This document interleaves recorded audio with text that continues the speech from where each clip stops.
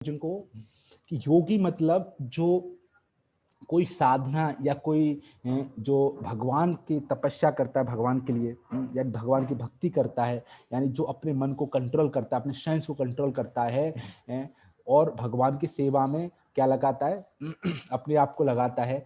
तो उस योगी के बारे में क्या बता रहे हैं कि उसको योगी बनने की, ऐसा बनने की कोई संभावना नहीं है। कब है? जब तक उसका ये बैलेंस नहीं है। क्या? खाना, सोना है, और ये दोनों चीजें पर्याप्त होनी चाहिए, न कम न ज्यादा। ऐसा नहीं कि बिल्कुल ही नहीं करना है, या ऐसा नहीं बहुत ज्यादा करना है। ठीक है, तो यहाँ पर इसके बारे में इस भगवगीता से बताया गया है। तो यही टॉपिक है हमारा। हमारा टॉपिक भी यही है, संतुलित यानी बैलेंस है। तो इसीलिए स्क्रिप्चर्स में इसमें यहाँ डिस्कशन किया है। भगवान ने अर्जुन को बताया है कि कैसे, हे अर्जुन, जो अधिक खाता है या बहुत कम खाता है, यानी कहने का मतलब बैलेंस होना चाहिए, न ज्यादा न कम। और अधिक सोना, सोना भी बताया गया कि कैसे हमें एक प्रॉपर बैलेंस स्लीप लेना चाहिए। समझ में आपको? तो इसलिए इस श्लोक के अंदर भगवान यहाँ पे दो चीजों का डिस्कस कर रहे हैं, डाइट एंड स्लीप।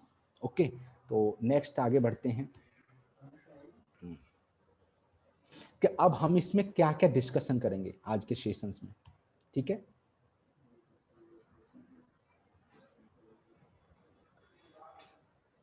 तो इंपोर्टेंस ऑफ बैलेंस फूड, इसके क्या क्या लाभ हैं।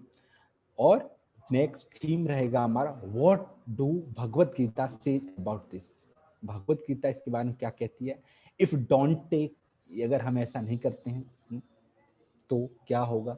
और what are obstacle in take balance food, क्या क्या बाधाएं आती हैं हमें इसको फॉलो करने में। एंड हाउ टू ओवरकम, इसको कैसे कम किया जाए, इसको ठीक किया जाए, इसके लिए क्या उपाय है, क्या तरीके हैं, क्या मेथड है। हम इस थीम्स पे आज डिस्कस करेंगे। ये आज का पूरा ओवरऑल हम लोगों का सेशन का कब टॉपिक्स हैं जिसको हम कवर करेंगे आने वाले 1 आवर में। ओके, तो शुरुआत करते हैं। किसी भी चीज को पहले तो हम, कोई भी टॉपिक को डिस्कशन करने पहले से तो हम ये जानना चाहिए कि एक्चुअली वो हमारे लिए कितना इम्पोर्टेंस है। क्यों हमें उसको जानना चाहते हैं, क्यों हमारे लिए लाइफ में जानना जरूरी है। तो what is importance of balance food, हम एक्चुअली इस टॉपिक पर डिस्कस क्यों कर रहे हैं, ये टॉपिक हमने क्यों सेलेक्ट किया, और इससे हमें क्या फायदा होगा। इससे मुझे, आप कोई भी एक्स वाई जेड चीज करते हो लाइफ में, सबसे पहला सवाल ये आता है कि इससे मुझे क्या फायदा होगा, या ये मैं क्यों करूं, इससे मुझे क्या बेनिफिट मिलेगा। तो इसीलिए हम पहले उसकी सही और गलत चीजों के बारे में डिस्कशन करते हैं। ठीक है, तो इसीलिए हम जानना चाहेंगे कि इस बैलेंस फूड का हमारे लाइफ में, हमारे जीवन में क्या महत्व है, व्हाट इज इम्पोर्टेंस। तो इसके लिए हम सबसे पहले क्या क्या, ठीक है, तो फर्स्ट है आपका getting a god night sleep. हम इसको एक अच्छी नींद प्राप्त नहीं, यानी गुड स्लीप लेने के लिए हमें इसकी जरूरत है। ये हमारा रोल निभाता है किसमें, एक अच्छी नींद लेने में। रिड्यूस कैंसर रिस्क, एक डिजीज है जैसे कैंसर है, उसमें इसका एक रोल होता है। एंड डायबिटीज एंड मैनेजमेंट, इसमें जो डायबिटीज होती है, डायबिटीज में इसमें टाइम मैनेजमेंट, उसको क्या, ये फूड जो है हमें क्या करता है, उसका इस पर उसका भी इम्पैक्ट डालता है। And heart health and stroke and problem, जो हार्ट से रिलेटेड बीमारियां होती हैं, उसमें भी इसका क्या है, बहुत बड़ा योगदान होता है। The health of the next generation, आने वाली जो जनरेशन है उस पीढ़ी की हेल्थ का भविष्य ये निर्धारित करता है। और नेक्स्ट फिर आगे क्या इसका इम्पैक्ट तो है, स्ट्रॉन्ग बोन्स एंड टीथ, इस पे भी क्या करता है, असर डालता है। नेक्स्ट बेटर मूड, जो हमारा मन है, कहते हैं कि मेरा मन जो है खराब हो रहा है, अभी माइंड अच्छा नहीं है, तो इस पे क्या इसका मेन रोल है, इस पे भी इसका वो है। इम्प्रूव्ड मेमोरीज, याददाश्त, किसी किसी को बहुत लगता है याद नहीं रहता है, बहुत जल्दी भूलता है वो, या किसी को बहुत अच्छा याददाश्त है, या किसी को शॉर्ट मेमोरी प्रॉब्लम है। तो इस तरह की जो प्रॉब्लम है, उसको, उस पर भी इसका बहुत बड़ा इम्पैक्ट पड़ता है फूड का। इम्प्रूव्ड गट हेल्थ, मतलब एक अपनी जो हेल्थ है उसको कैसे अच्छा प्राप्त करें, एक अच्छी हेल्थ को प्राप्त करना। वेट लॉस, जो वजन है, शरीर का, जैसे उसके भी इसका एक रोल होता है। उसके बाद heart disease, non insulin dependent, poor bones density, some cancers. ये तो कुछ डिजीज हैं जो कि खाने का इस पर बहुत बड़ा असर पड़ता है।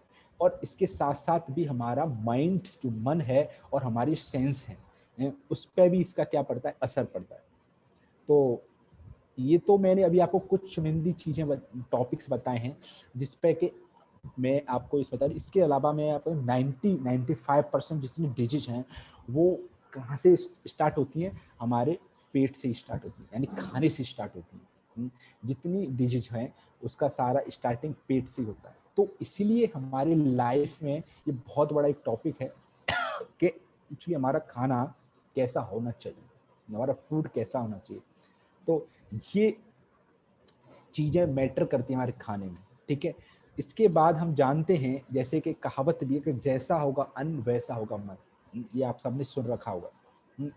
तो इसको प्रैक्टिकली लाइफ में कैसे समझें हैं, तो जैसा कोई अन्न खाता है तो उसका कैसा होता है। तो देखिए, आप देखते हैं लाइफ में कि व्यक्ति को एंगर आता है, क्रोध आता है।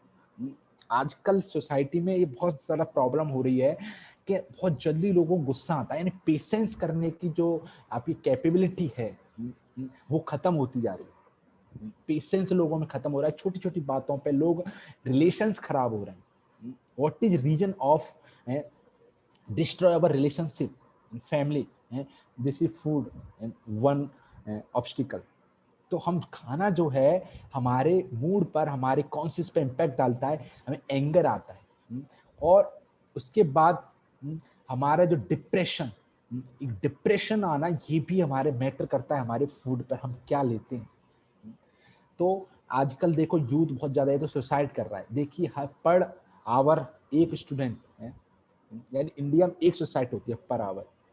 तो कहने का मतलब है प्रभु, इस तरह की डिप्रेस सिचुएशन आती है व्यक्ति की लाइफ में, तो क्यों आ रही है, वो डिप्रेस क्यों हो रहा है।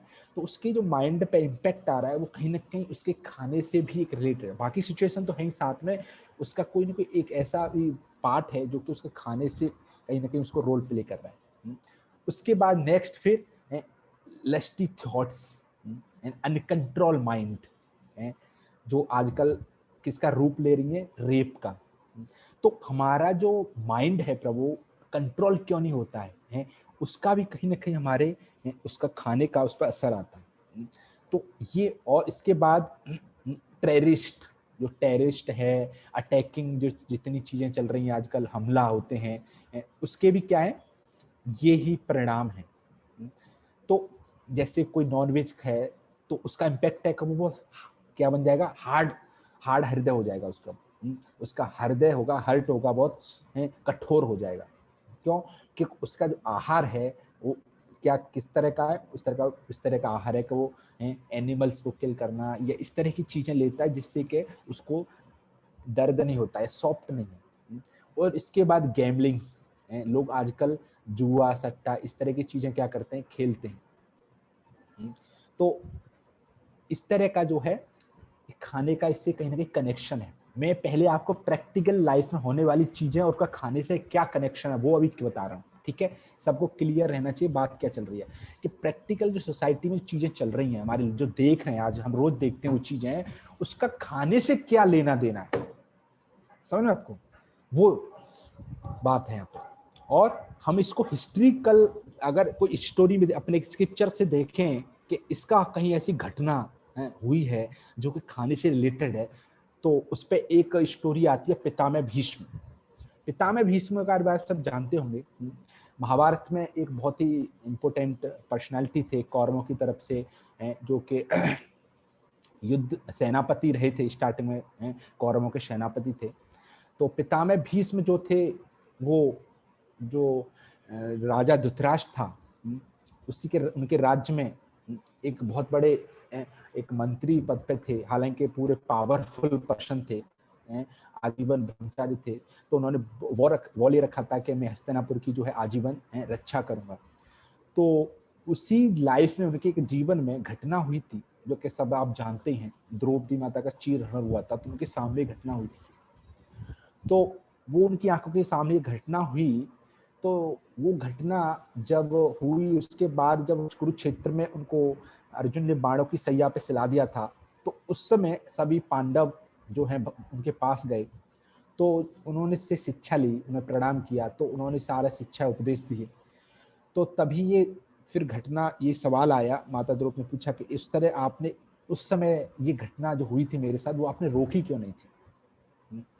यानी जो मेरा जो दुशासन था वो मेरा चीरहरण कर रहा था, आप थे वहां पे, तो आपने उसका विरोध क्यों नहीं किया?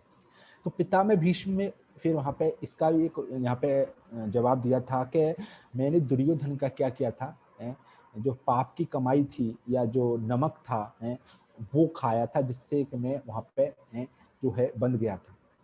यानी बुद्धि इतना, मतलब उस सिचुएशन को मैं वो, तो कहने का मतलब तो मेरा ये है यहाँ पे कि हमारा ऊपर, हमारे मन पर, हमारी इंटेलिजेंस पर, हमारी सेंसेस पर, हमारी बॉडी पर कितना इम्पैक्ट पड़ता है खाने का। तो पहले तो हमें ये बहुत जरूरी समझना है कि एक्चुअली खाना जो है, ऐसा नहीं भूख लगे तो खा लो, लेकिन इससे भूख मिटाने के साथ साथ ये कहाँ कहाँ असर डालेगा ये पता होना बहुत जरूरी है। अगर ये नहीं पता होगा प्रभु, तो हम इसको सिंसियर तरीके से इसको उस एंगल से नहीं देख पाएंगे कि मैं जो खाने वाला हूँ एक्चुअली वो मेरे पेट की भूख ही नहीं मिटा रहा है। वो ऐसा नहीं केवल पेट में भूख खत्म हो जाएगी, बात खत्म, नो, वो आपके कहाँ कहाँ असर डालेगा। तो इसलिए हमें इसे डिटेल में जानने की जरूरत है।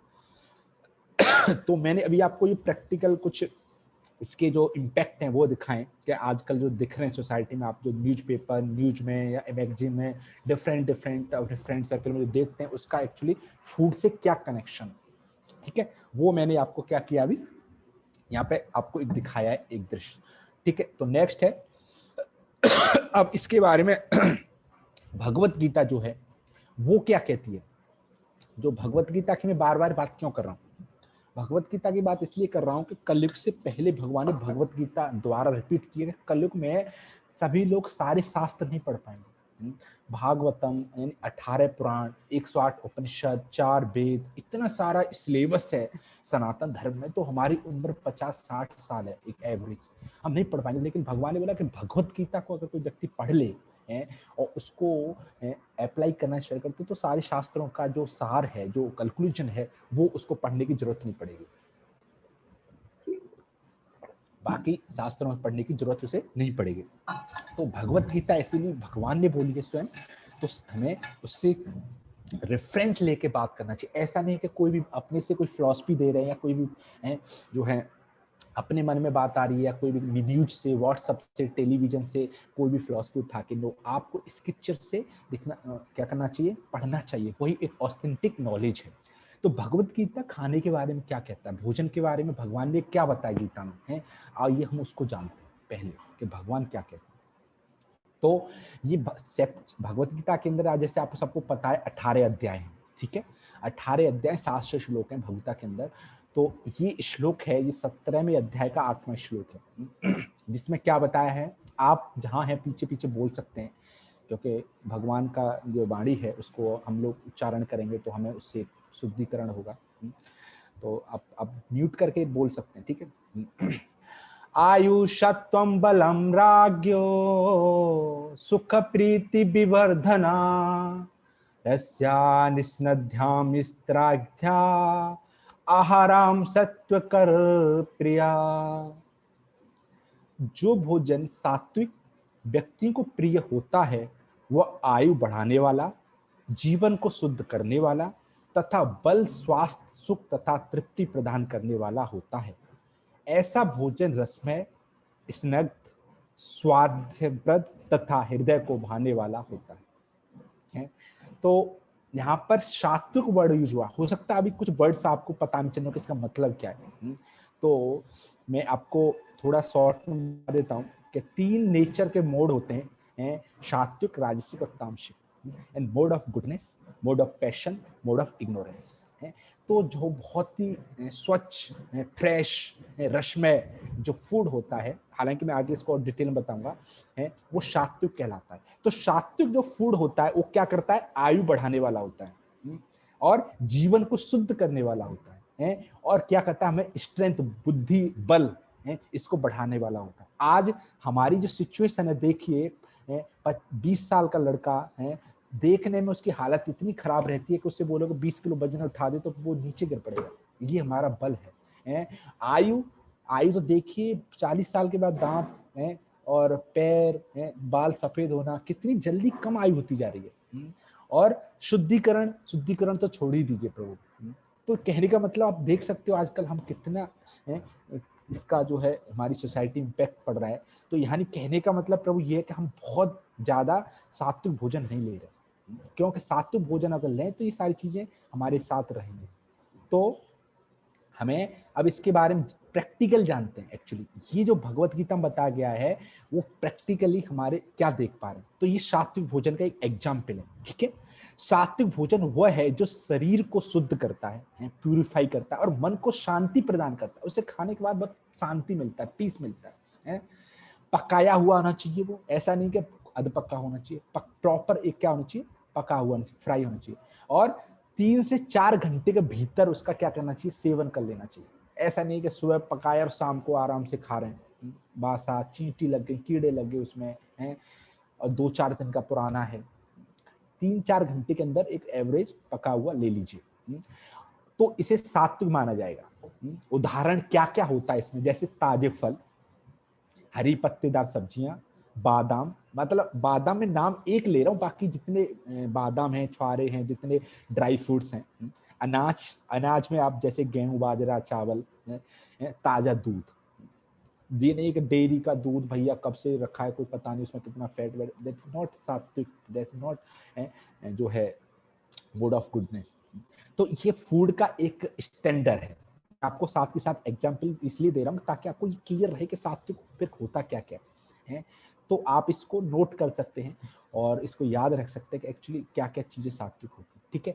अब इसका जो लोग कौन लोग हैं जो कि ऐसी लाइफ जी रहे हैं, कोई ऐसा उदाहरण है कि कहने वाली बातें हैं दुनिया में, तो हमें दोनों तरफ से समझना पड़ेगा कि भाई ये सब कहने वाली बातें कागजों पर फोटो दिखा दिखा के कह रहे हैं या केवल ऐसा कुछ हो भी रहा है समाज में। तो मैं आपको यहाँ पे एक एग्जांपल देना चाहूंगा। ये एक डॉक्टर हैं यूएस के, अमेरिका के डॉक्टर हैं, इयोल्सवर्थ वॉलेन, ठीक है। इनका आप नेट पर सर्च कर सकते हैं, ठीक है। तो ये 104 ईयर ओल्ड डॉक्टर हैं। तो इनका एक ट्विटर है जिसमें और बाकी सारे लोगों ने कमेंट्स दिया है। ये 21 अक्टूबर 2018 का ट्वीट है। तो ये जो है पिछले who has been vegan from 60 year, 60 साल से वेज ले रहे थे, नॉन कैंसर, इनको कैंसर डैमे और कोई डायमेट्रिया, heart disease, still practice medicine. अब तक वो क्या करते, 104 साल तक क्या करते, एक हार्ट सर्जन है, हृदय रोग विशेषज्ञ हैं। तो इनकी उम्र 104 साल हो चुकी है, अब तो नहीं है, अब तो 2018-19 में ये एक्सपायर होना है। 104 साल तक इन्होंने अपनी उम्र को जिया। तो जो श्लोक में भगवान बता रहे थे उसकी आयु बढ़ेगी, उसके अंदर बुद्धि आएगी, उसका मन शांत होगा, उसको कोई बीमारी, उसका बल बढ़ेगा, मतलब यानी इम्यूनिटी सिस्टम, जैसे आजकल बहुत नीड है इसकी इम्यूनिटी सिस्टम की। सब लोग कह रहे हैं इम्यूनिटी सिस्टम बढ़ाओ, इम्यूनिटी सिस्टम बढ़ाओ। तो इम्यूनिटी सिस्टम कहाँ से बढ़ेगा है?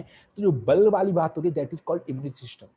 तो ये इनका ओपिनियन था कि ये नॉनवेज लिए, यूएस के हैं, अमेरिका है, और इन्होंने क्या लिया, वेजिटेरियन लिया। वेजिटेरियन से इनको ये चीजें, इनको फिर इन्होंने बहुत सारे इस पर बुक्स लिखी, बहुत लोगों को एडवाइस दी।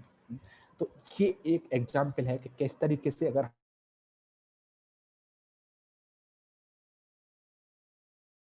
फेमस पर्सनालिटी हैं जैसे अल्बर्ट आइंस्टीन, इन्होंने भी लास्ट टाइम में वेजिटेरियन लिया, इनका भी एक फिलॉसफी था।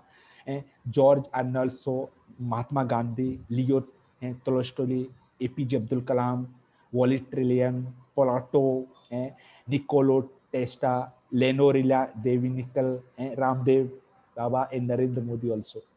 और भी बहुत सारे लोग हैं, ये तो कुछ चुनिंदे लोग मैंने आपको उठाए, और भी बहुत सारे लोग हैं क्रिकेटर में।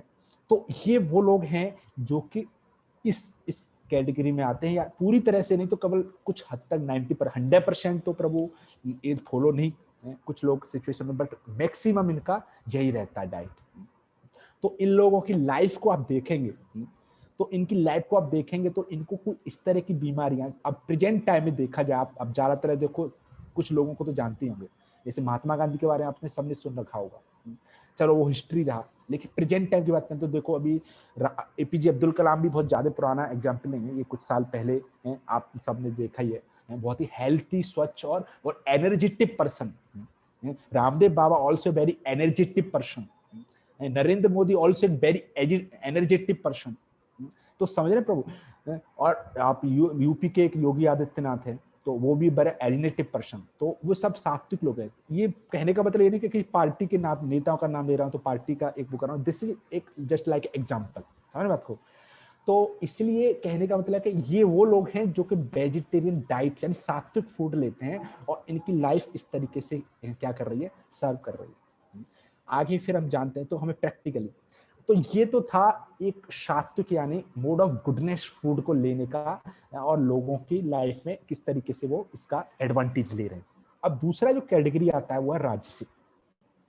तो राजसिक क्या होता है, इसके बारे में क्या बोला गया है, जिसे मोड ऑफ पैशन बोलते हैं, पैशन।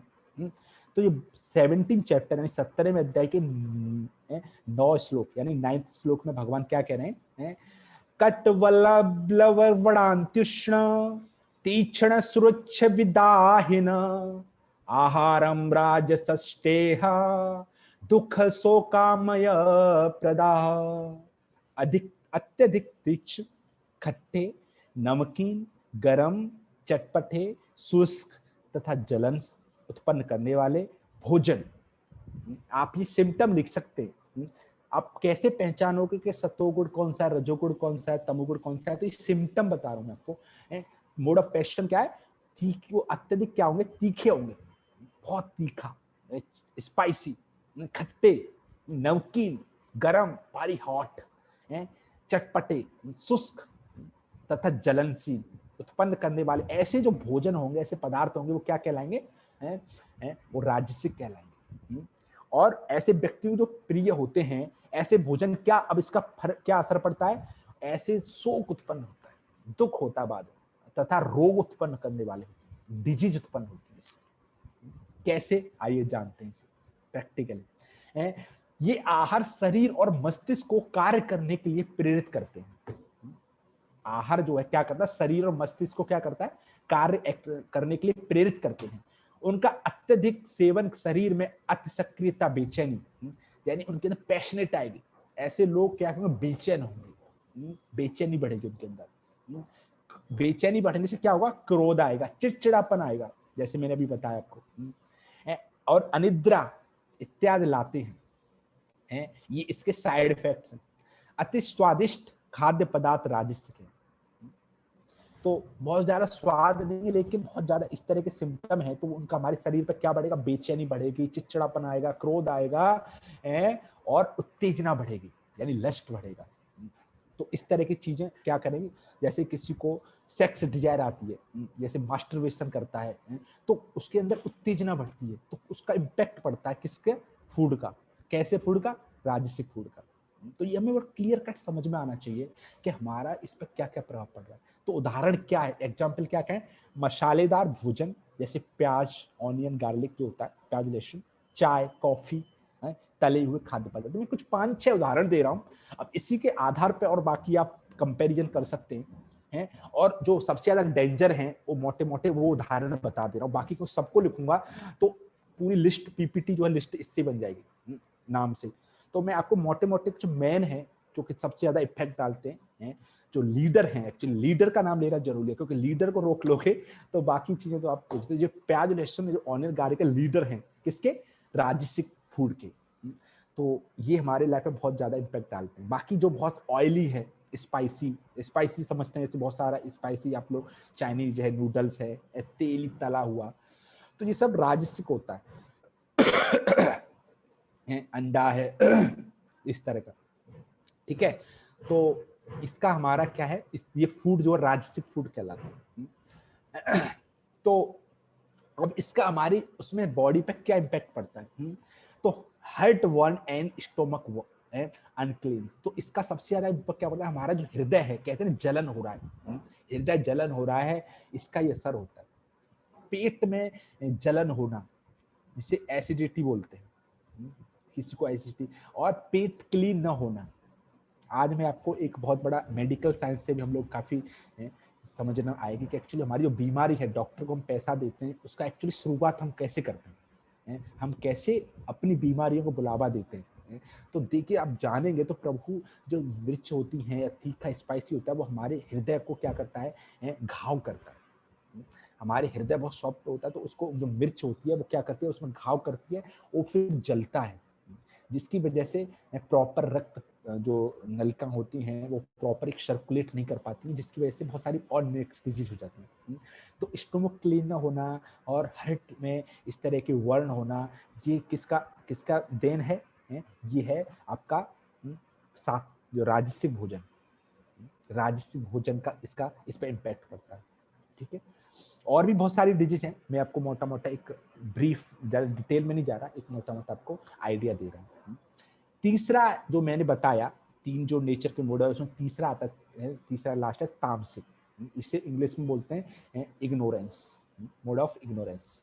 इसके बारे में भगवत गीता के 17 चैप्टर के 10वें श्लोक में भगवान क्या बताते हैं, यातयायम गतरम सपुत पर्युषितम च यात उच्छ्लष्टमयं चामेध्यम भोजनम तामस प्रियम। खाने से 3 घंटे पूर्व पका गया, स्वादहीन, वियोजित एवं सड़ा, झूठा तथा अस्वस्थ, अस्पष्ट मतलब किसी के द्वारा भी स्पर्श किया हुआ वस्तुओं से युक्त भोजन उन लोगों को प्रिय होता है जो तामसी होते हैं।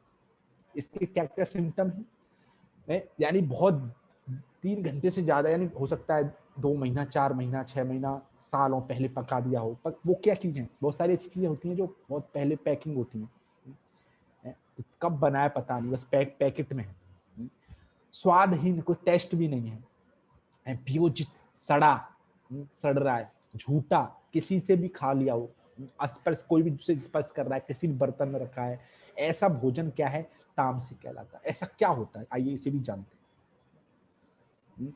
तो तामसिक भोजन वो है जो शरीर और मन को क्या करता है, सुस्त करता है, वैसे लेजीपन लाएगा, यानी सो रहे हैं तो 12-12, 14-14 घंटा सो रहे हैं, जहां पड़े हैं वहां पड़े हैं, जहां बैठे वहां बैठे, लेजीपन आना, तो बॉडी में लेजीपन आ रहा है, मन नहीं कर रहा है, तो उसका किसका असर है, ये है तामसिक भोजन है। किसी को उसको लगता है कि मन नहीं करता है, प्रभु जी क्या करें, करना तो बहुत कुछ चाहते लेकिन मन नहीं कर रहा है। अगर सोने को रात को शुरू हो गए तो सुबह, रात को 10 बजे सोए तो सुबह 12 बजे जगेंगे, तो नींद नहीं कर रहा है, मन नहीं कर रहा है, जहां बैठ के बैठे हैं, झमाई आ रही है, हवा आ रही है, क्या पढ़ाई में मन नहीं कर रहा है, बड़ा लेजीपन का है, मतलब ये सब क्या है, डिजीज है। और ये किसका इम्पैक्ट है, ये कहाँ से आ रही, ऐसी कोई भी चीज बिना किसी कारण के नहीं होती है प्रभु, एक्चुअली वो हमारे शरीर के अंदर से उत्पन्न हो रही है, यानी हमारे शरीर के अंदर कहीं ना कहीं वो चीजें कुछ हैं जो कि हमें वो क्या कर रही है, उसको उत्पन्न कर रही है, क्रिएट कर रही है। तो ऐसा फूड क्या करता है, सुस्त है, यानी लेजीपन क्रिएट करता है। इनके अत्यधिक सेवन से क्या होता है, इनको ज्यादा से ज्यादा खाने से क्या उत्पन्न होगा, जड़ता, भ्रम और भटकाव महसूस होता है, यानी कंफ्यूज होंगे व्यक्ति। ऐसे लोग जो बहुत कंफ्यूज होते हैं, क्या करूं, कोई कहता है ये कर ले, हाँ कर लूंगा, नहीं नहीं ये भी कर ले, हाँ ये भी कर लूंगा, उसका खुद का अपना कोई डिसाइड नहीं करता है, वो जो जैसा बोलता है वैसा करता है, भटकाव रहता है, जो जैसा भटकाएगा वैसा भटक जाएगा। बासी या पुनः गर्म किया गया भोजन, तेल या अत्यधिक भोजन और कृत्रिम परिक्षणों से युक्त भोजन इन श्रेणी में अंतर्गत आते हैं। जैसे कोई ब्रेड है, कितना बासी क्या पता नहीं, या बहुत सारी ऐसी चीजें बार बार उसी को बच जाता है, उसको दोबारा से फ्राई करते हैं, बहुत सारे अलग अलग उदाहरण इसमें क्या क्या आते हैं, जैसे मांस है, तो जो मांस है प्रभु वो पता नहीं कब कटा है, कब पड़ा है, किस तरीके का है, और एनिमल्स का है। तो ये मांसाहारी जो है, नॉन वेज है, ये किस में आता है, तामसिक में आता है। बासी भोजन, वासा या अत्यधिक सेवन, तेल युक्त, अत्यधिक मीठा, बहुत ज्यादा शुगर है उसमें, तो इस तरह का जो भोजन है वो किस में आता है, तामसिक में आता है।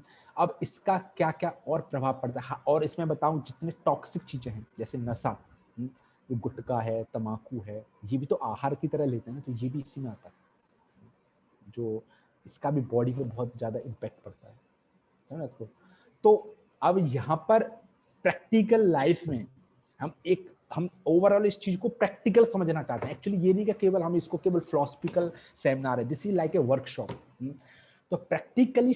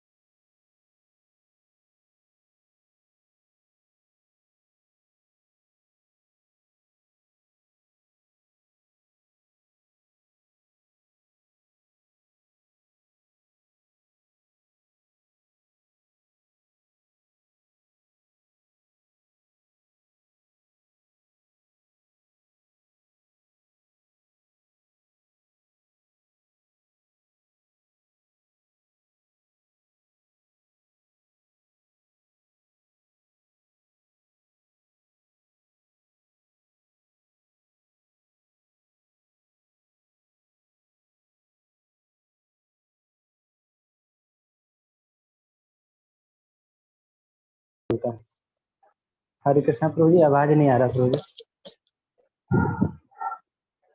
हरे कृष्णा प्रभु। आ रहा है प्रभु आवाज? यस प्रभु, आने लगा। Okay okay. एक्चुअली प्रॉब्लम क्या हुआ है प्रभु के, जो लाइट कनेक्शन कट गया है, तो जो लैपटॉप था वो डिस्चार्ज हो गया है, ठीक है। तो अभी थोड़ी देर में कुछ काम चल रहा है लाइट में, तो उस वजह से लाइट कटिंग कर दिया है, तो उस वजह से लैपटॉप बंद हो गया है। तो माफी चाहूंगा इसके लिए, कि डिस्टर्बेंस के लिए, लेकिन लाइट थोड़ी देर में आएगा तो हम फिर से कनेक्ट होंगे। तो मैं अभी आपको यही डिस्कशन कर रहा था कि सोसाइटी में इसका क्या इम्पैक्ट पड़ता है, फूड का क्या हम देख पा रहे हैं। तो आप देख रहे होंगे कि जो पिछले कुछ सालों से कैंसर के केसेस हों, या सुसाइड के केसेस हों, या जो है डिप्रेशन के केसेस हों, या मेंटली प्रॉब्लम के केसेस हों, ये बढ़े हैं दिन पे दिन। क्या हो रहा है? इंक्रीज हो रहा है आपको, ये बढ़ रहे हैं। तो इसका जो है प्रॉब्लम क्या है, इसका एक्चुअली मेन प्रॉब्लम क्या है? एक तो है कि लोग, सोशल मीडिया भी एक इसका रोल है, लेकिन दूसरा है कि इसका अनकंट्रोल माइंड। अनकंट्रोल माइंड जो है प्रभु, प्रॉब्लम का सबसे बड़ा एक जड़ है, यानी रूट है। समझ आपको? क्यों? क्योंकि कोई भी चीज व्यक्ति करता है तो माइंड से सोचता है, मन से सोचेगा वो कि ये करूं ना करूं, वो सही है गलत है। आप देखो, अपना एक्सपीरियंस देखिए, लोगों को पता होता है कि गलत है, फिर भी वो करता है। वाई? ऐसा क्यों होता है कि व्यक्ति को पता है कि मैं ये जो कर रहा हूं वो गलत है, लेकिन फिर भी नहीं अपने आप को रोक पा रहा हूं? इसका मतलब है कि बुद्धि तो कह रही है कि भाई ये गलत है, बुद्धि आपका काम, बुद्धि तो सपोर्ट नहीं कर रही है आपकी, है? आपकी बुद्धि तो ये बता रहा, आपको इंडिकेट कर रही है, आपको मेमोराइज करा रही है, आपको याद दिला रही है कि आपका जो ये जो वर्क कर रही है गलत है, इसका आपको परिणाम गलत मिलेगा, है? लेकिन फिर भी आप, ऐसी क्या ऐसा फोर्स है आपके, कोई आता है, बल आता है कि वो करा ले जाता है? तो एक्चुअली वही है प्रभु, मन। यानी मन जब मन का जो वेग आता है प्रभु, तो इतना फोर्सफुली क्रिएट करता है कि वो सारी चीज को, सारे ज्ञान को क्या करता है, ढक देता, भुला देता है, और क्या कर, उस कार्य को करा देता है। क्यों? क्योंकि वो मन जो है अनकंट्रोल माइंड है। तो भगवत गीता में भगवान बताते हैं कि अगर मन आपका कंट्रोल नहीं है तो क्या है, सबसे बड़ा दुश्मन है, और अगर मन कंट्रोल है तो वो सबसे बड़ा आपका मित्र है। समझ ना आपको? तो मन कंट्रोल करने के लिए सबसे इंपॉर्टेंट अगर कोई चीज है तो वो है आपका मेडिटेशन के साथ फूड, यानी खाना, कि आप किस तरीके का आहार ले रहे हैं। तो उसी पे बात कर रहे हैं हम लोग। अभी 1 मिनट में अपना लैपटॉप चालू करता हूँ, फिर आपको स्टार्टिंग से, यहाँ पे हम स्टॉप किए थे वहां से फिर हम लोग कनेक्ट होते हैं। ओके, हरे कृष्ण।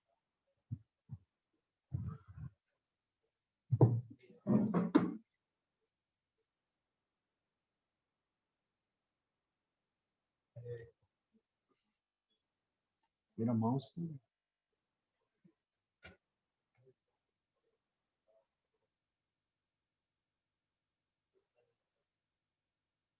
हरे कृष्णा कृष्णा कृष्णा हरे हरे, हरे राम राम राम हरे हरे, हरे कृष्णा कृष्णा कृष्णा हरे हरे, हरे राम राम राम हरे हरे, हरे कृष्णा कृष्णा कृष्णा हरे हरे, हरे राम। तो अभी अभी तक किसी का कोई प्रश्न तो नहीं है प्रभु? बस कुछ सेकंड में हम लोग आ रहे हैं पीपीटी पर। किसी को प्रश्न है तो 1 मिनट 1-2 मिनट में मैं आपको उसको क्लियर कर देता हूँ। जी प्रभु, कोई प्रश्न है आपका?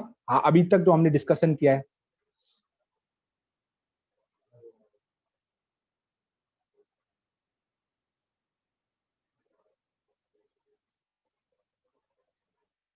ठीक है, तो ओके, तो फिर हम लोग उसे नेक्स्ट करते हैं कि हम लोग जो आजकल सोसाइटी में इस तरह का फूड का क्या इम्पैक्ट पड़ रहा है, किस तरह के केसेस आ रहे हैं, उसको मैं आपको एक वीडियो दिखाऊंगा, ठीक है? और वो वीडियो जो है एक रिचेस्ट पर्सन जो एक अपुलेंस लाइफ जीते हैं एक्चुअली लोग, उनका है कि एक्चुअली इसका कितना सीरियस डिजीज है ये, यानी हम लोग डिस्कस कर रहे हैं एक्चुअली ये बीमारी जो है कितनी बड़ी है। तो मैं आपको एक छोटा सा वीडियो है, उसको आप देखिए, ठीक है? और उसमें आपको पता चलेगा कि एक्चुअली कितना इम्पोर्टेंट है हमें जानने के लिए इसको। तो 1 मिनट में आता हूँ उस पर, कि लोग आजकल कैसे उसको छोड़ रहे हैं।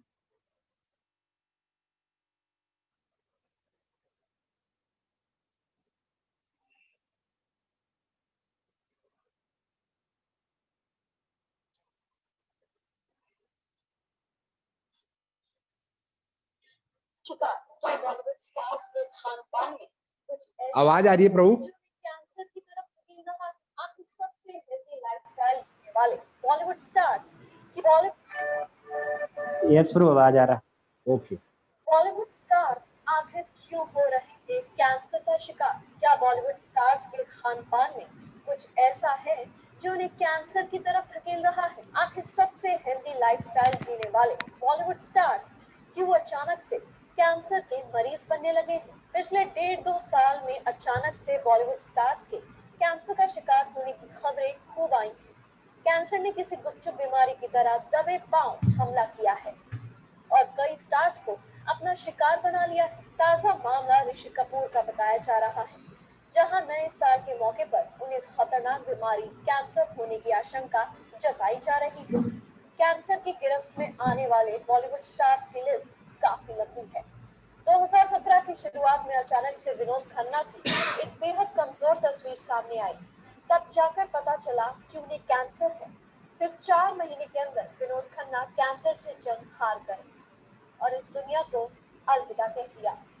2018 की शुरुआत में वैसे ही झटका एक्टर इरफान खान को लगा। वो अपनी अपकमिंग फिल्म ब्लैकमेल को प्रमोट करने में जुटे थे कि अचानक उन्हें भी अपने कैंसर का पता चला। फौरन वो बॉलीवुड को छोड़कर इलाज के लिए लंदन रवाना हो गए और उसके बाद अप्रैल 2018 से लेकर अब तक इरफान की हालत के बारे में कुछ खास पता नहीं चल पाया है। कहा जा रहा है कि इरफान 2019 में कमबैक कर सकते हैं, लेकिन खुद अभी इरफान के परिवार की तरफ से कोई भी स्टेटमेंट नहीं आया है। वहीं 2018 में ही सोनाली बेंद्रे को भी कैंसर होने का पता चला और वो भी फौरन इलाज के लिए विदेश गई। आयुष्मान खुराना की वाइफ तायरा कश्यप भी कैंसर से जूझ रही है। तो वहीं 2015 में कैंसर की वजह से म्यूजिशियन आदेश श्रीवास्तव की मौत हो गई और सुपरस्टार राजेश खन्ना की मौत की वजह भी कैंसर ही थी। कैंसर ने इन तमाम स्टार्स के आखिरी दिनों को बदल कर रख दिया था। पर्दे पर बेहद हैंडसम लगने वाले विनोद खन्ना और राजेश खन्ना कैंसर की वजह से आखिरी दिनों में बिल्कुल बदल से गए थे। सवाल ये है कि आखिर भारत में सबसे हेल्दी और हाइजीनिक तरीके से लाइफस्टाइल बिताने वाले बॉलीवुड स्टार्स में कैंसर के बीच कैसे आ रहे हैं। कहा जाता है कि हेल्दी और हाइजीनिक रहना किसी भी रोग से दूरी बनाए रखने में मदद करता है, लेकिन कैंसर के केस में ये बात पूरी तरह सही नहीं है। बॉलीवुड में कैंसर की एक बड़ी वजह रेड मीट का कंजम्पशन बताया जाता है। रेड मीट का मतलब होता है वो मांस जो कि बीफ यानी कि भैंसे, लैम्ब यानी कि भेड़, पोर्क यानी सफेद सुअर और मटन यानी कि बकरे के गोश्त से हासिल किया जाता है। वैसे तो रेड मीट हेल्थ के लिहाज से काफी पौष्टिक माना जाता है, लेकिन हाल ही कुछ मेडिकल रिसर्च ने रेड मीट से होने वाले कैंसर पर बड़ा खुलासा किया है। एक रिपोर्ट में बताया गया है कि रेड मीट में NEU5GC नाम के शुगर मॉलिक्यूल होते हैं, जिन्हें आम आदमी पचा नहीं सकता। वर्ल्ड हेल्थ ऑर्गेनाइजेशन ने अपनी रिपोर्ट में बताया था कि इससे कोलोरेक्टल कैंसर का बड़ा खतरा होता है। कोलोरेक्टल कैंसर पेट से शुरू होता है और फिर ये शरीर के किसी भी हिस्से में पहुंच सकता है। अब आप सोच रहे होंगे कि जब रेड मीट के साथ ये खतरे जुड़े हैं, फिर भी कई बॉलीवुड स्टार्स रेड मीट के दीवाने क्यों हैं? तो इसकी वजह भी सुनिए। दरअसल रेड मीट चेहरे की ग्लो को बड़े शानदार तरीके से बढ़ाता है। इसे खाने से चेहरा एकदम सुर्खलाल और खूबसूरत बना रहता है। बॉलीवुड के ग्लैमर बिजनेस में बने रहने के लिए चेहरे का खूबसूरत होना बेहद जरूरी है। इसीलिए रेड मीट कई एक्टर और एक्ट्रेसेस की रेगुलर डाइट का एक बड़ा हिस्सा है। इतना ही नहीं, 40 साल की उम्र के बाद रेड मीट से कैंसर का खतरा सबसे ज्यादा बढ़ जाता है। आपको बता दें कि रेड मीट से होने वाले कैंसर के खतरे का खुलासा अभी हाल ही के दिनों में मीडिया की सुर्खियों में आया है। यही वजह है कि अब कई बॉलीवुड स्टार्स ने रेड मीट से दूरियां बनाना शुरू कर दिया है और वो वेजिटेरियन बनने की तरफ अग्रसर है। आलिया भट्ट, सोनाक्षी सिन्हा, जैकलीन फर्नांडिस, जॉन अब्राहम, कंगना रनौत, सोनम कपूर और आमिर खान उन कुछ चुनिंदा स्टार्स में से एक है जिन्होंने पिछले कुछ दिनों में रेड मीट खाना पूरी तरह से छोड़ दिया है और अब वो एक हेल्दी लाइफस्टाइल की तरफ प्रोसीड कर रहे हैं। द क्रेजी फॉर बॉलीवुड भी दुआ करता है कि कैंसर जैसी खतरनाक बीमारी की चपेट में आए बॉलीवुड स्टार्स जल्द से जल्द ठीक हो और एक हेल्दी लाइफस्टाइल जीना शुरू करें। बॉलीवुड की लेटेस्ट गपशप न्यूज और स्कूप्स के लिए सब्सक्राइब आवर चैनल नाउ। हरे कृष्णा, हरे कृष्णा। आवाज आ रही है प्रभु? यस प्रभु, आ रहा। Okay okay. तो ये अभी एक वीडियो था जो कि आपने देखा है, ये एक्चुअली उन लोगों का वीडियो है जो क्या करते हैं, बहुत ही ग्लैमर लाइफ जीते हैं। तो ये प्रॉब्लम जो है, सोचिए जब इनको ये प्रॉब्लम इतनी हद तक प्रॉब्लम कर रही है कि इनको अब इसके छोड़ना पड़ रहा है या केवल सीधा या तो मौत मिल रहा है। तो अब जो आम लोग हैं, जो बेचारा गरीब है, जो रोजी रोटी कमा के, तो उसको सोचिए कि उसके लिए कितना घातक होगा। उसके लिए कितना होता है, उसको तो पता ही नहीं चलेगा लास्ट तक। इनको तो स्टार्टिंग में कैंसर पता चलेगा तो हो सकता है मे भी इलाज कराने, लेकिन एक बार बढ़ गया तो वो भी नहीं हो सकता है। लेकिन जिसको पता ही नहीं है तो उसके लिए कितना डेंजर है, तो इसका कितना बड़ा साइड इफेक्ट्स है, जो कि कौन सा आहार है ये, जो आता है तामसिक में। तामसिक आहार जो है प्रभु, कितना डेंजरस है हमारी लाइफ के लिए। वो लाइफ जो कि भगवान ने बहुत खूबसूरत एक ह्यूमन लाइफ दी है, उसके लिए कितना बड़ा एक किलर की तरह है। तो इसका हमें पहले तो समझना पड़ेगा कि हमारे लिए कितना बड़ा डेंजर है। तो ये जो है, मैं आपको एक वीडियो दिखाया है, इसके आपको काफ़ी कुछ समझ में आया होगा किस तरीके से लोग इसको अब दुनिया बना रहे हैं। अब अगर हम इसको और डिटेल में जाने तो और भी बहुत सारी न्यूज हैं, इसके बताते हैं कि नेचर के हिसाब से भी देखा जाए इसे, तो भी ये बहुत हानिकारक है तामसिक आहार। यानी इसको जो है 1 kg बीफ जो है उसको उत्सर्जन करने बनाने में जो लगता है पॉल्यूशन लग जाता है, वो 3 घंटे कार चलाओगे प्रभु, उससे जो पॉल्यूशन होगा उससे बराबर है। कैसे, वो इसमें डिटेल में पूरा बताया गया है कि मांसाहार धरती को बीमार कर दो, इसको सॉइल को कैसे जो है पॉल्यूटेड भी कर रहा है नॉन वेज जो है या तामसिक आहार है। तो मैं आपको छोटा सा इसका एक मैं दिखाऊंगा 5 मिनट का, ये भी ठीक है, ताकि आपको ये पता चल जाए कि एक्चुअली कितना ये हमारे लिए हानिकारक है।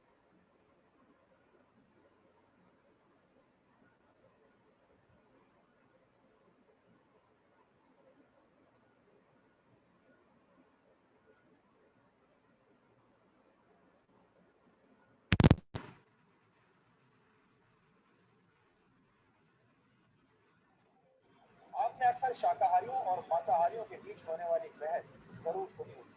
मांसाहारी कई बार शाकाहारियों को घास फूस खाने वाला बताते हैं, जबकि शाकाहारी लोग मांसाहार करने वालों को जानवरों पर अत्याचार करने वाला कहते हैं। वैसे दुनिया के ज्यादातर देशों में लोगों को अपनी मर्जी से भोजन करने की इस करोड़ की आबादी वाली दुनिया में आप शाकाहारियों को अल्पसंख्यक भी कह सकते हैं। फ्रेंड्स ऑफ अर्थ संस्था ने 2014 में एक मीट एटलस जारी किया था, जिसके मुताबिक दुनिया भर में सबसे ज्यादा शाकाहारी लोग भारत में रहते हैं। भारत की 31% जनसंख्या शाकाहारी है। भारत में भी हर व्यक्ति को अपना भोजन चुनने की आजादी है और हम इस आजादी का पूरा समर्थन करते हैं। लेकिन अमेरिका की नेशनल एकेडमी ऑफ साइंसेज के एक नए रिसर्च के मुताबिक अगर पूरी दुनिया में शाकाहार को बढ़ावा मिले तो धरती को ज्यादा स्वस्थ, ज्यादा ठंडा और ज्यादा दौलतमंद बनाया जा सकता है। फिलहाल दुनिया में 3 तरह का भोजन करने वाले लोग, पहले जो मांसाहार करते हैं यानी नॉन वेजिटेरियंस, दूसरे जो शाकाहारी हैं यानी वेजिटेरियंस, और तीसरे वो लोग हैं जो शाकाहारी हैं और जानवरों से प्राप्त किए जाने वाले प्रोडक्ट्स जैसे दूध का सेवन भी नहीं करते। ऐसे लोगों को वीगन कहा जाता है। अमेरिका की नेशनल एकेडमी ऑफ साइंसेज की स्टडी के मुताबिक अगर शाकाहार को भोजन में ज्यादा जगह दी जाए तो दुनिया में हर साल होने वाली 50 लाख मौतों को टाला जा सकता है। और अगर लोग दूध और दूध से बने उत्पादों का सेवन भी बंद कर दें तो हर साल करीब 80 लाख लोगों को मरने से बचाया जा सकता है। हालांकि ऐसा करना काफी मुश्किल कार्य है। भोजन में मांसाहार की मात्रा कम करने से दुनिया भर में हर साल करीब 66,73,000 करोड़ रुपए बचाए जा सकते हैं, जबकि ग्रीन हाउस गैसेस के एमिशन में कमी आने से 33,36,000 करोड़ रुपए की बचत है। रिसर्च के मुताबिक इस पहल से सबसे ज्यादा फायदा विकासशील देशों को होगा। स्टडी के मुताबिक कम कैलोरी वाला भोजन करने से मोटापे की समस्या कम होगी और लैटिन अमेरिका सहित पश्चिमी देशों में पब्लिक हेल्थ पर होने वाले खर्च में कमी आएगी, जबकि फल और सब्जियों का उत्पादन बढ़ने से भारत सहित दक्षिण एशियाई देशों की अर्थव्यवस्था को जबरदस्त फायदा होगा। लेकिन ये सब कुछ इतना आसान भी नहीं है, क्योंकि ऐसा करने के लिए फल और सब्जियों के सेवन में 25% का इजाफा करना होगा, जबकि रेड मीट के सेवन में 56% की गिरावट लानी होगी। यानी दुनिया के हर इंसान को 15% कम कैलोरीज देनी होगी। इसका मतलब ये हुआ कि अगर आप एक दिन में 2000 कैलोरीज वाला भोजन करते हैं तो आपको 1700 कैलोरीज तक का भोजन करके रुक जाना होगा। मांसाहार आपकी सेहत के लिए कुछ हद तक फायदेमंद हो सकता है, लेकिन धरती की सेहत के लिए मांसाहार बिल्कुल भी फायदेमंद नहीं है। और हम ऐसा इसलिए कह रहे हैं क्योंकि मीट प्रोडक्ट्स के उत्पादन के दौरान जो एमिशन होता है वो दुनिया में होने वाले कुल एमिशन का 20% है। ये दुनिया भर के वाहन, हवाई जहाज, ट्रेन और परिवहन के दूसरे साधनों से होने वाले कुल एमिशन से भी ज्यादा है। एक अनुमान के मुताबिक जानवरों को पालने के लिए उन्हें जो भोजन दिया जाता है वो अगर इंसानों को मिलने लगे तो दुगने लोगों का पेट भर सकता है। 1 किलो पोर्क के उत्पादन के लिए करीब 8 किलो भोजन जानवर को दिया जाता है, जबकि 1 किलो चिकन तैयार करने के लिए एक मुर्गे को 3.5 किलो अनाज खिलाना पड़ता है। इसी तरह मीट प्रोडक्ट्स को खाने की टेबल तक पहुंचाने में सब्जियों के मुकाबले 100 गुना ज्यादा पानी का इस्तेमाल किया जाता है। आधा किलो आलू उगाने में 127 लीटर पानी लगता है, जबकि आधा किलो मांस का उत्पादन करने के लिए 9000 लीटर से ज्यादा पानी बर्बाद होता है, जबकि आधा किलो गेहूं का आटा बनाने में 681 लीटर पानी का इस्तेमाल होता है। 1 किलो मांस के उत्पादन से जो एमिशन होता है वो 3 घंटे तक कार चलाने से होने वाले एमिशन के बराबर है। मीट प्रोडक्ट्स के उत्पादन के लिए जानवरों को बड़ी संख्या में पाला जाता है और इसके लिए ढेर सारा अनाज, जगह और पानी की जरूरत होती है। फ्रेंड्स ऑफ अर्थ नामक संस्था के मुताबिक मीट प्रोडक्ट्स पैदा करने के लिए हर साल करीब 6 लाख हेक्टेयर जंगल काट दिए जाते हैं ताकि उस जमीन पर जानवरों को पाला जा सके। ये जमीन यूरोप के देश बेल्जियम से दुगने आकार की। 400 ग्राम मांस के उत्पादन के दौरान करीब 40 किलो ऐसे पदार्थ पैदा होते हैं जो ग्राउंड वाटर को विषैला बनाते हैं। दुनिया में उपलब्ध 70% फ्रेश वाटर कृषि में इस्तेमाल होता है और इसमें से एक बहुत बड़ा हिस्सा मीट के उत्पादन के लिए होने वाले पशुपालन पर खर्च होता है। अगर लोग खाने में शाकाहार को ज्यादा जगह देने लगेंगे तो जानवरों को पालने में इस्तेमाल हो रही 160 करोड़ हेक्टेयर जमीन मुक्त हो जाएगी। ये भारत के कुल क्षेत्रफल से भी दुगनी जमीन है। एक अमेरिकी साल भर में औसतन 122 किलो मीट प्रोडक्ट्स खाया जाता है। वेजिटेरियन सोसाइटी नामक एक संस्था के मुताबिक ब्रिटेन में मांसाहार करने वाला हर व्यक्ति अपने पूरे जीवन काल में औसतन 11,000 जानवर खा जाता है। इनमें 28 बतख, 1 खरगोश, 4 बड़े जानवर, 39 टर्की, 1158 चिकन, 3,593 शेलफिश और 6,182 मछलियां शामिल हैं। कुल मिलाकर अगर वैज्ञानिक रिपोर्ट्स को आधार बनाया जाए तो ये कहना गलत नहीं होगा कि हफ्ते में सिर्फ एक दिन के लिए शाकाहार को अपनाकर भी धरती को बचाने की दिशा में बड़ा कदम उठाया जा सकता है, क्योंकि मांसाहार कम होने से ग्लोबल वार्मिंग में कमी आएगी और धरती के वातावरण को ठंडा बनाने में मदद मिलेगी। उम्मीद है कि हमारे इस विश्लेषण ने आपकी आंखें खोल दी होंगी और अब आपको हरी सब्जियां और फल ज्यादा अच्छे दिखाई दे रहे हैं। हरे कृष्णा। हरे कृष्णा। तो हरे कृष्णा। Yes bro. तो क्या समझ में आया? कौन कोई बताएगा क्या आपने क्या देखा इसमें? आप लोगों में से कोई शेयर करना चाहेगा? क्या समझ में आया इस वीडियो को देखने के बाद?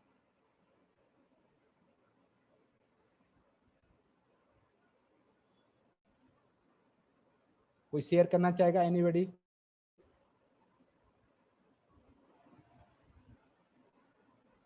इसको देखने के बाद आपको क्या चीज समझ आई? क्या क्या कहने इस वीडियो में क्या बताया गया है?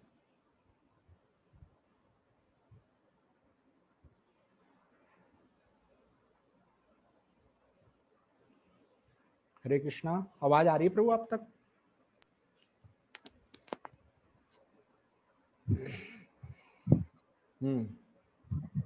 क्या इस रिपोर्ट को देखने के बाद आपका किस तरह का ओपिनियन है? इसमें क्या बताया गया है?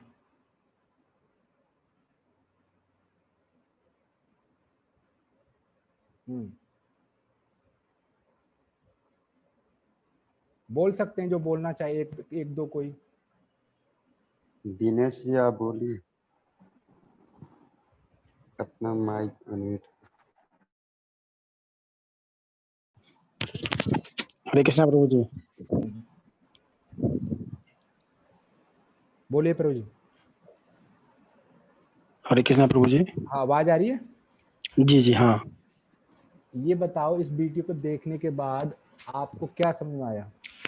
सर प्रभु जी, इस वीडियो से ये पता चल रहा है कि जो मांसाहार है वो हमारे लिए हमेशा के लिए अनुपयुक्त है, क्योंकि एक मांसाहार उत्पन्न करने के लिए जितना एनर्जी जो भी संसाधन यूज हो रहा है। बोलिए बोलिए। बोलिए तुम।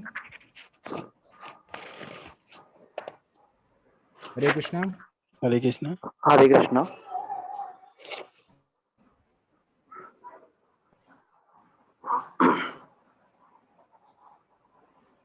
बोलिए।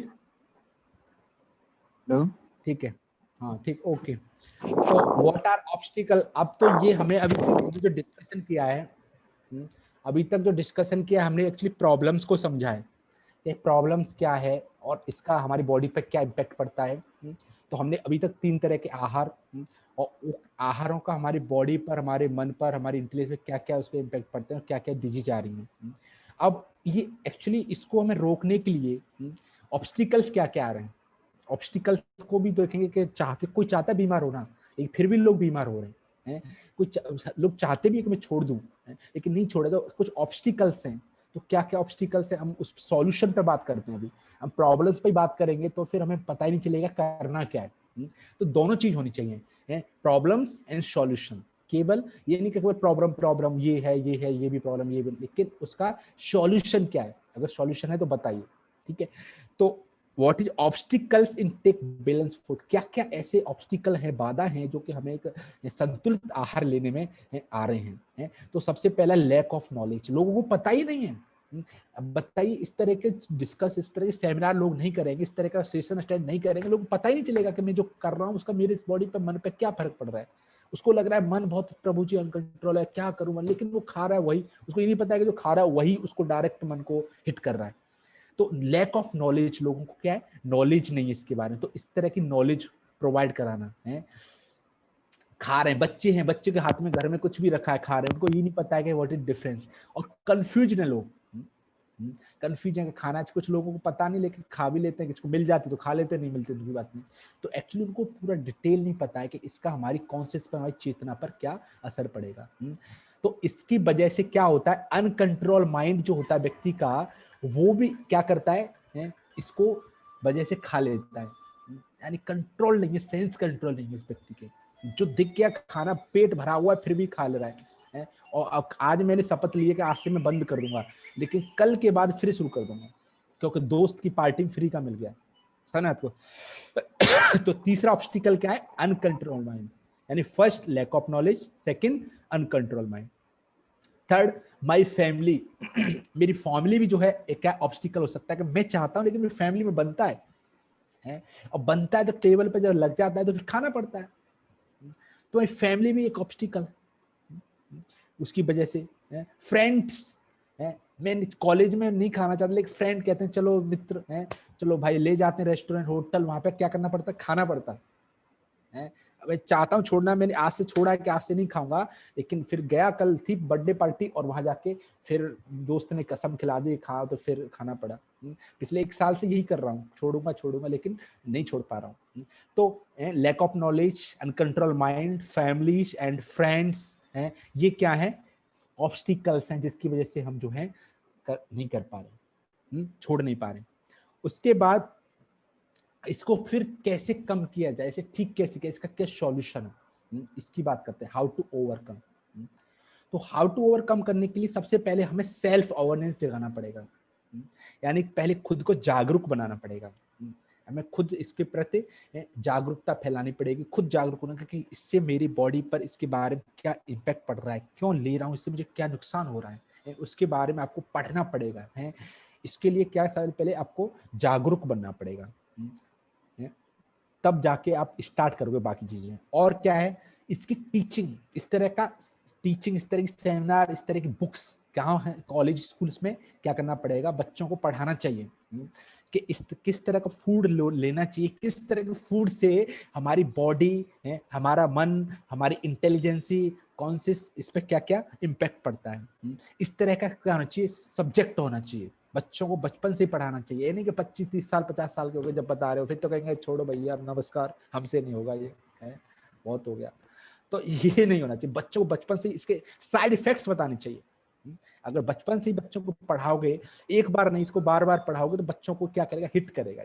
जैसे कोरोना है, तो कोरोना के वायरस जब आया तो सब क्या है, अवेयरनेस पहनाने लगे, आपकी रिंग टोंग है उस पर भी अब आने लगा, बिलबोर्ड्स, पोस्टर, न्यूज, लोगों को ज्यादा से ज्यादा मास्क लगाइए, क्वारंटीन रहिए, सैनिटाइज यूज कीजिए, हैंड वॉश कीजिए।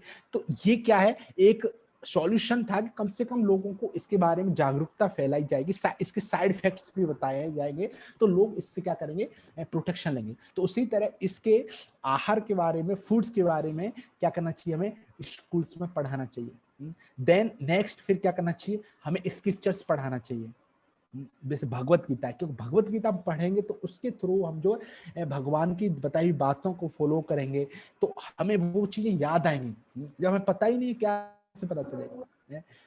फिर भागवतम है, रामायण है, तो इन सबको हमें क्या करना चाहिए, पर डे अपनी लाइफ का हिस्सा बनाना चाहिए, ताकि हम इस तरह की नॉलेज, इस तरह का ज्ञान हमारे पास रहेगा तो हम गलत चीजों से क्या होंगे, बचे रहेंगे। तो ये स्क्रिप्चर्स को पढ़ना चाहिए।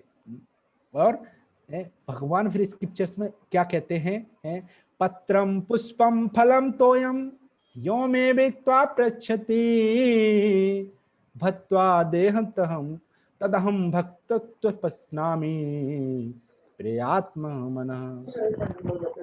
यदि कोई प्रेम तथा भक्ति के साथ मुझे पत्र, पुष्प, फल या जल प्रदान करता है तो मैं उसे स्वीकार करता हूँ। तो यहाँ पर भगवान जो है, यहाँ पर पत्र, पुष्प, फल यानी उस चीज को मांगते हैं, यानी हालांकि भगवान को तो बेस्ट चीज देना चाहिए, बट यहाँ पे भगवान क्या बता रहे हैं कि आप ये भी दोगे तो मैं क्या करता हूँ, उसको स्वीकार करता हूँ। तो भगवान यहाँ पे भगवत गीता में मटन, चिकन, अंडा, वेज इस तरह का बात नहीं करेगा, क्या कहते हैं, पत्रम पुष्पम फलम तोयम, तो भक्ति भाव से अगर कोई मुझे तुलसी पत्ता भी क्या करता ऑफर करता है तो मैं क्या करता हूँ, उसे स्वीकार करता हूँ। तो भगवान को आप पत्ता वगैरह, फूल, फ्लावर्स तो कोई भी अर्पण कर सकता है, तो भगवान यहाँ पे कोई भी भगवान को क्या करता है, ऑफर कर सकता है। तो इसलिए भगवान को प्रिय भी क्या है, उन सबसे ज्यादा भगवान को ये प्रिय है। तो कहने का मतलब ये भी नहीं कि अगर हमारा अगर हम कैपेबल हैं भगवान को गुलाब जामुन या स्वीट्स ऑफर करने के लिए तो हमें वो ना करें, वो करना चाहिए कि हमारे पास जो बेस्ट करना चाहिए। बट कहने का मतलब है कि किसी के पास कुछ नहीं है तो कम से कम पत्ता, पुष्प, फल तो भगवान को क्या कर सकता है, ऑफर कर सकता है ना है। तो इसलिए भगवान यहाँ पे सात्विक जो कि भगवान यहाँ पे ऑफर करने के लिए बोल रहे हैं। अब इसको जो भगवान के जो भक्त होते हैं वो क्या करते हैं, भगवान को ऑफर करते हैं। तो फिर यहाँ पे ये जो श्लोक था ये कौन सा था, 9 चैप्टर 26 श्लोक है। और उसी को फिर 3 चैप्टर और 13 श्लोक में भगवान फिर बताते हैं, यज्ञ शिष्टानि संतो मुच्यते सर्व किल विषय भुंजते ते तुघम पापा ये पंचतात्म कारणात्। भगवान के भक्त है सभी प्रकार से मुक्त हो जाते हैं क्योंकि वे यज्ञ में अर्पित किए भोजन प्रसाद को ही खाते हैं। अन्य लोग जो अपने इंद्रिय के लिए भोजन बनाते हैं वही निश्चित रूप से क्या करते हैं, पाप खाते हैं। तो यहाँ पर भगवान ऑफर्ड के बारे में बता रहे हैं, केवल भोजन सात्विक करना ही नॉट इज सफिशिएंट। भगवान को भोग क्या करना चाहिए, बनाने के बाद ऑफर्ड करना चाहिए। क्यों? क्योंकि इसके बहुत सारे रीजंस हैं कि भगवान के लिए, भगवान के जो भक्त होते हैं वो भगवान को भोजन बनाते हैं तो इसलिए वो पापों से मुक्त होते हैं। क्यों? क्योंकि जब भोजन बनता है तो हम बहुत सारे क्या करते हैं, सेन करते हैं, पाप करते हैं, सेनफुल एक्टिविटी होती है। जैसे जब अग्नि जलती है तो उसमें बहुत सारे कीटाणु होते हैं, कीट्स होते हैं, वो जल जाते हैं। या हम जब भोजन बनाने के लिए जो सामग्री लाते हैं, चलते हैं, तो बहुत सारे जीवाणु, चींटियां जो क्या हो जाते हैं, मर जाती हैं। तो जिसकी वजह से हमें भोजन बनाने के लिए बहुत सारे हम क्या करते हैं, लोग जीवों की जान लेते हैं, तो वो अपराध लगता है। तो उस सब रिएक्शन को है हमें क्या सेंटर में रख के बनाना चाहिए, भगवान की प्रसन्नता के लिए करेंगे तो उससे आप मुक्त होते हो, फ्री होते हो। और ये सारी चीजें जो सोर्स भी है वो सब कौन दे रहा है, भगवान के थ्रू ही आ रहा है जितना भोजन का। तो एक थैंक्स के रूप में हमें क्या करना चाहिए, अपना we should express our gratitude to God. हमें भगवान को क्या करना चाहिए, एक कृतज्ञता व्यक्त करना चाहिए। क्योंकि देखा है तो अल्टीमेटली जो सारा चीजें है, प्रकृति है, होल यूनिवर्स है, वो कहाँ से आ रहे हैं, भगवान से आ रहे हैं। तो भगवान से देखिए ये सब एक डिटेल एक यूनिवर्स की, इतने सारे भगवान के रोम से इतने सारे यूनिवर्स निकले, उसमें सारा एक यूनिवर्स है जिसमें 14 प्लानेटरी हैं, जिसमें से एक है भूलोक जिसमें आप पृथ्वी पर रह रहे हो, उसमें जितनी चीजें देख रहे हो वो भगवान की एनर्जी शक्ति है। तो उसी से सब क्या ले रहे हो, आप यूज कर रहे हो। तो एक इंसानियत के नाते जैसे कोई आपको प्रैक्टिकल लाइफ में कोई हेल्प करता है तो आप उसको थैंक्स बोलते हो। तो उसी तरह भगवान हमें खाने के लिए, रहने के लिए सारे बेसिक चीजें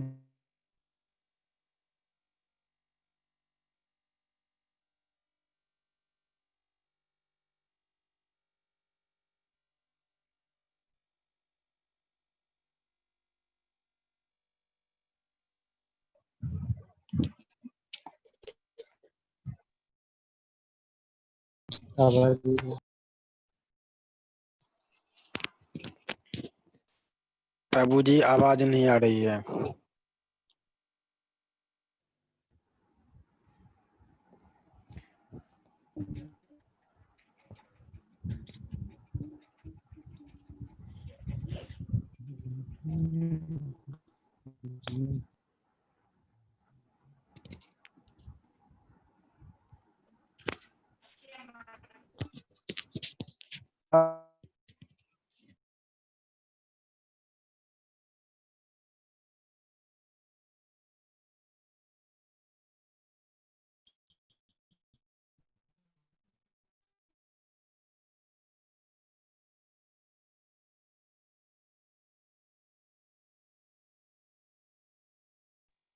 संजीत प्रभु ये खत्म होते हैं। और क्लास खत्म हुई। ठीक है।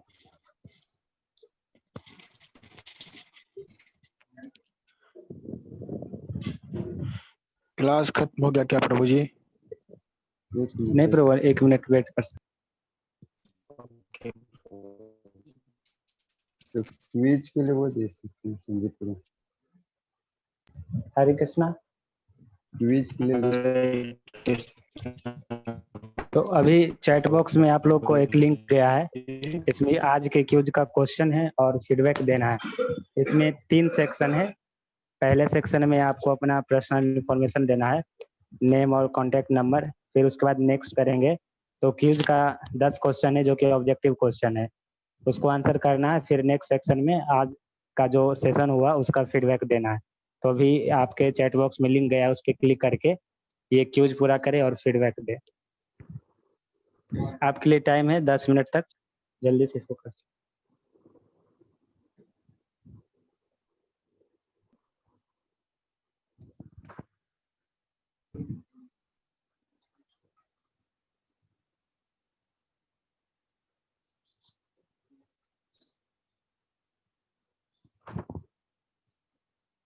हरे कृष्ण, आप सब क्यूज दे सकते हैं उस पे लिंक पे क्लिक करके। जी प्रभु जी।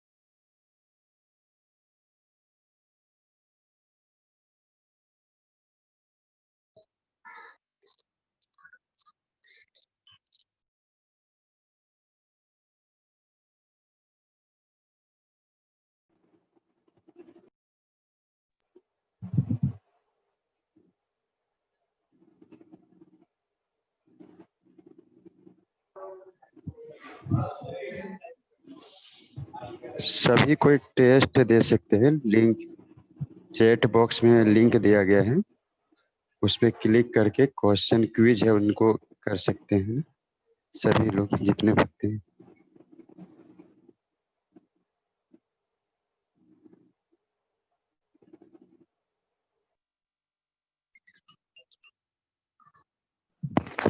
Chat box